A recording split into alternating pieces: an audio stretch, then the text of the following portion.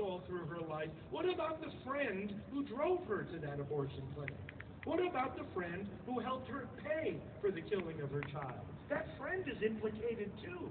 That friend will grieve also. That friend needs to repent too.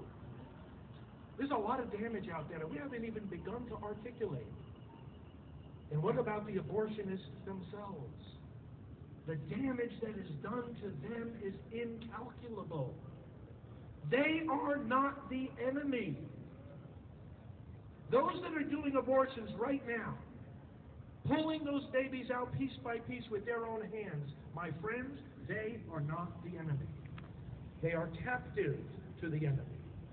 And our role is not to condemn them. Our role is not to oppose them. Our role is to set them free. Right. Same is true of the politicians, the legislators, the public servants that I just mentioned, who don't know the difference between serving the public and killing the public. Well, they're not our enemies either. But they are captive to the enemy, and we need to set them free. Right.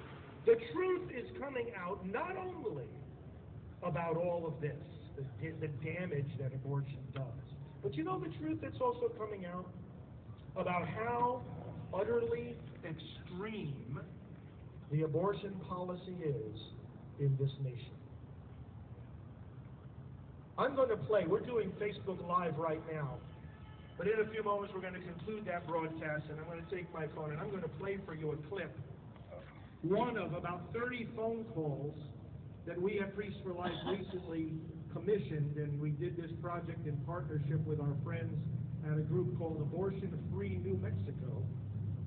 And Kara Shaver made these phone calls asking if she could have an abortion at 30 weeks of pregnancy.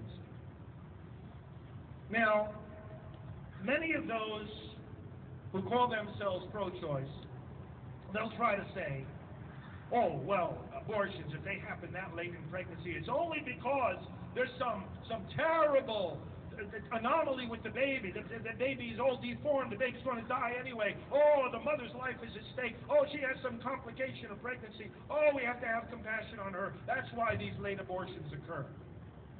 Our caller, time after time after time, presented herself to these legal abortion clinics as a healthy mother, carrying a healthy baby.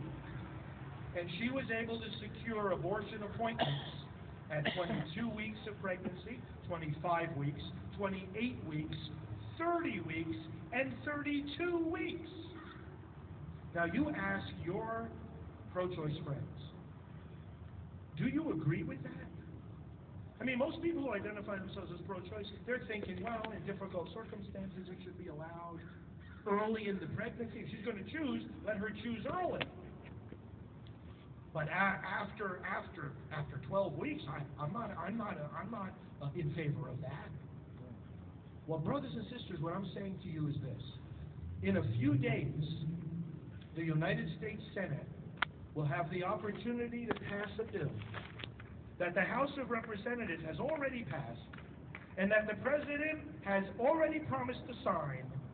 And this bill would cut in half the time during pregnancy in the United States of America when a mother can have her unborn child killed.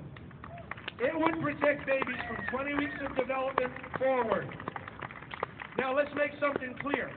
There is not a single abortion that is any morally